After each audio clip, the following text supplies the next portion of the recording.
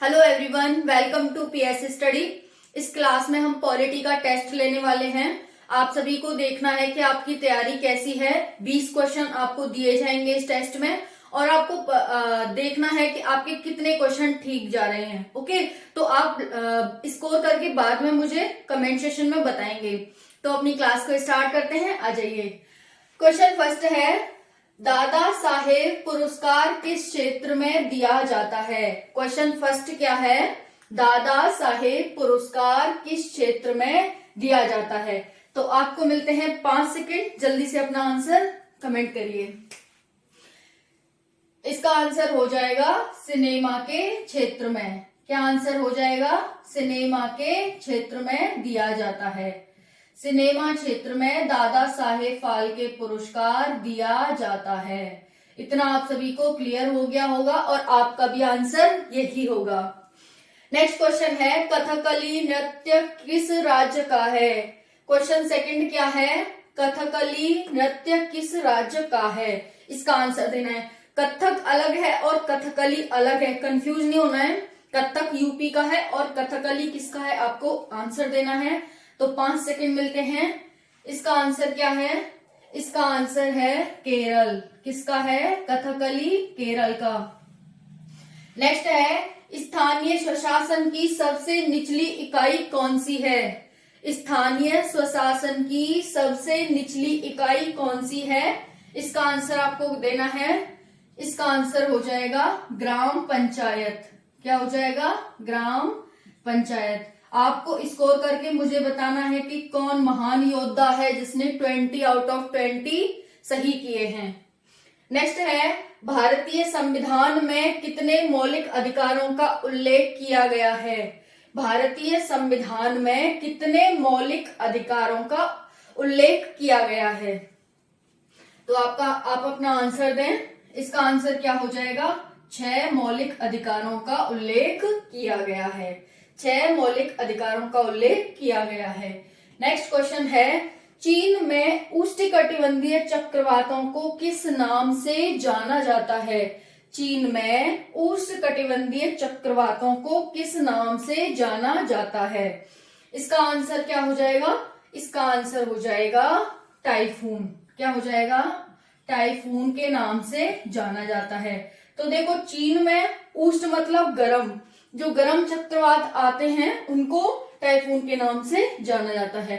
चक्रवातों के प्रकार होते हैं ना, शीत कटिबंधीय चक्रवात, उष्ण कटिबंधीय चक्रवात। तो ये उष्ण कटिबंधीय चक्रवात है। ठीक है, तो आप सभी को यहाँ पर लिख देते हैं टाइफून। यहीं पर लिख देते हैं टाइफून। ठीक है, तो टाइफून के नाम से जाना जाता है। आपका भी आंसर यही होगा और होना भी चाहिए। नेक्स्ट है, हिमालय किसका उदाहरण है। नेक्स्ट क्वेश्चन क्या है, हिमालय पर्वत किसका उदाहरण है। किसका उदाहरण है? आंसर दें। ये है वलित पर्वत का उदाहरण। किसका? वलित पर्वत। वलित पर्वत कौन से होते हैं? वलित पर्वत वो होते हैं जो अभी भी बढ़ रहे हैं। ठीक है, जिनकी हाइट अभी भी बढ़ रही है, उनमें अभी भी टकराहट हो रही है और उनकी ऊंचाई अभी भी जारी है, उनको हम वलित पर्वत कहते हैं। तो ये वलित पर्वत का उदाहरण है। नेक्स्ट क्वेश्चन है, भारत का सर्वोच्च नागरिक सम्मान कौन सा है। भारत का सर्वोच्च नागरिक सम्मान कौन सा है। आंसर कमेंट सेक्शन में कमेंट करें। इस वलित पर्वत को हम इधर लिख देते हैं, थोड़ा स्पेस वलित पर्वत। ठीक है, स्पेस इधर खाली है तो इधर लिख देते हैं। तो भारत का सर्वोच्च नागरिक सम्मान कौन सा है। इसका आंसर क्या हो जाएगा? भारत रत्न। भारत का सर्वोच्च नागरिक सम्मान है भारत रत्न, वहां लिख दिया है।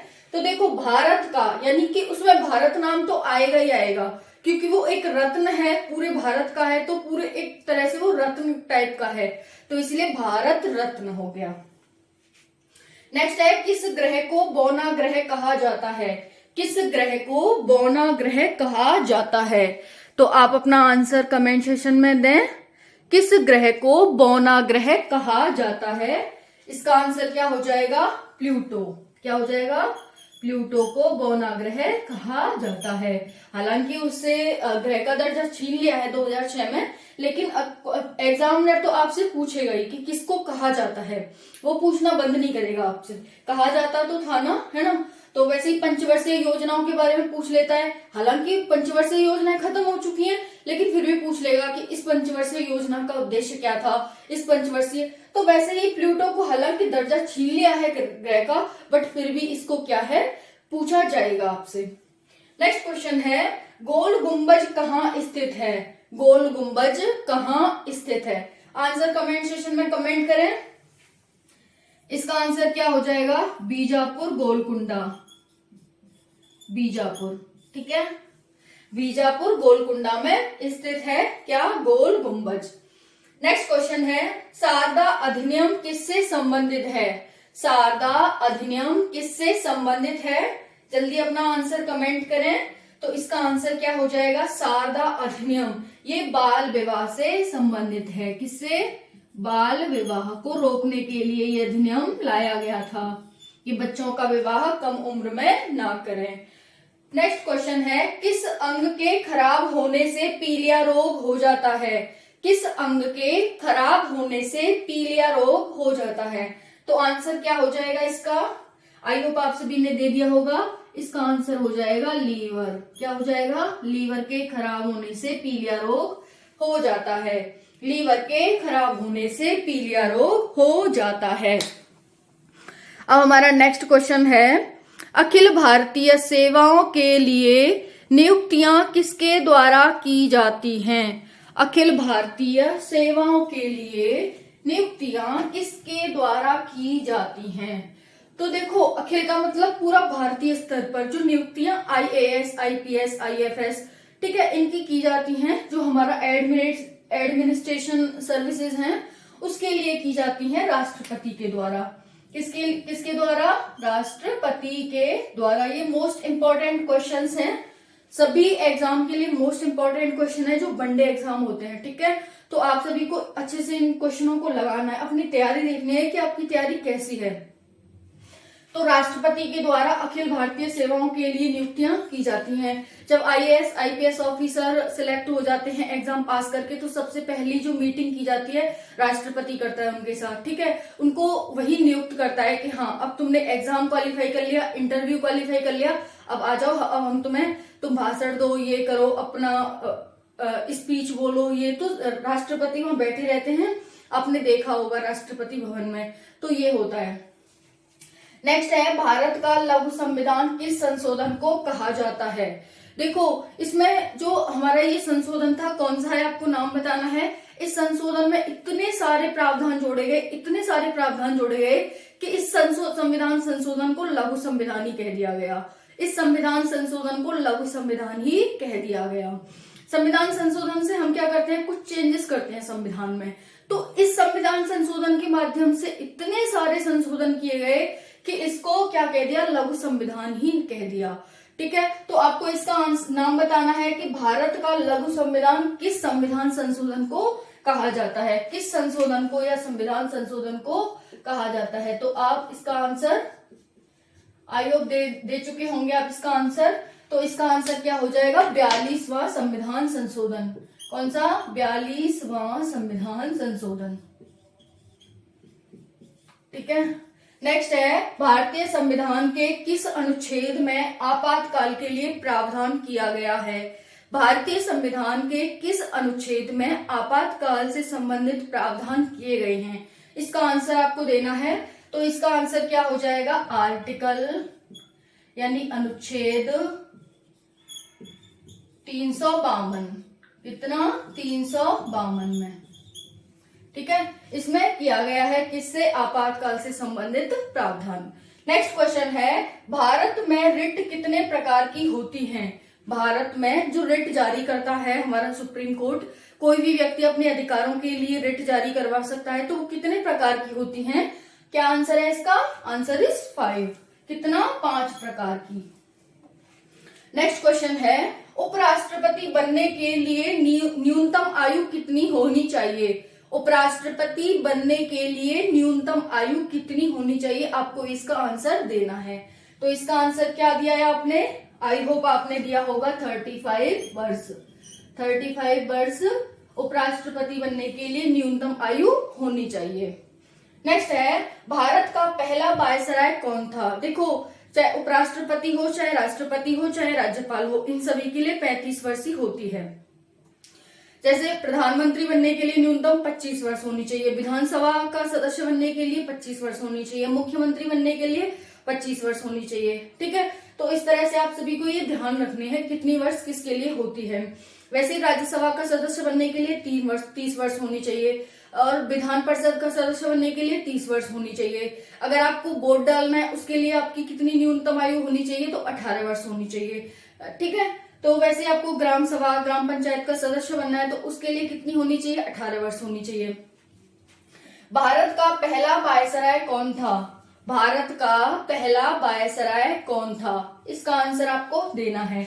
तो भारत का पहला वायसराय था लॉर्ड कैनिंग। कौन था? Lord Canning. तो आपने यही आंसर दिया होगा, लॉर्ड कैनिंग। ठीक है, तो आपका आंसर क्या था? क्या यही आंसर था आपका? लॉर्ड कैनिंग भारत का पहला वायसराय था। अब हम नेक्स्ट देखते हैं। नेक्स्ट है, भारत का परमाणु ऊर्जा केंद्र कहाँ स्थापित किया गया था? भारत का पहला परमाणु ऊर्जा केंद्र कहाँ स्थापित किया गया था? तो इसका आंसर क्या हो जाएगा? इसका आंसर हो जाएगा तारापुर, महाराष्ट्र। क्या है? तारापुर, महाराष्ट्र। तो भारत का पहला परमाणु ऊर्जा केंद्र तारापुर, महाराष्ट्र में स्थापित किया गया था। ठीक है, ये हो गया महाराष्ट्र। नेक्स्ट क्वेश्चन है, आपातकाल के दौरान किन अनुच्छेदों को निलंबित नहीं किया जा सकता है? आपातकाल लगाया जाता है आर्टिकल 352 के तहत, तो कौन से ऐसे हमारे अनुच्छेद हैं जिनको निलंबित नहीं किया जाता है? तो इसका आंसर हो जाएगा, एक तो अनुच्छेद 20 है और एक हमारा अनुच्छेद 21 है। इसमें क्या है? इसमें है कि इसमें लोक नियोजन के विषय में अवसर की क्षमता है, और इसमें जीने की स्वतंत्रता है। ठीक है, इसमें जीने की स्वतंत्रता, प्राण और दैहिक स्वतंत्रता, और इसमें लोक नियोजन के विषय में अवसर की क्षमता। तो इन दोनों को नहीं किया जाता है जब आपातकाल लागू हो जाता है, आपातकाल लग जाता है, तो बाकी सभी आर्टिकलों को निलंबित कर दिया जाता है। अब आपको एक क्वेश्चन का आंसर देना है कि यूपी यानी उत्तर प्रदेश की स्थापना कब हुई थी? उत्तर प्रदेश की स्थापना कब हुई थी? इसका आंसर आप कमेंट सेक्शन में कमेंट करेंगे।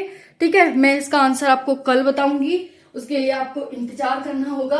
अगर मैं आज ही बता देती हूँ ऐसे, ठीक है, तो उत्तर प्रदेश की स्थापना 24 जनवरी 1950 को की गई थी। उत्तर प्रदेश की स्थापना 24 जनवरी 1950 को की गई थी। आपका आंसर क्या था? आप कमेंट सेक्शन में जरूर बताना। जय हिंद, जय भारत। टेस्ट में आपने कितना स्कोर किया मुझे जरूर बताना। ठीक है, जय हिंद, जय भारत, वंदे मातरम।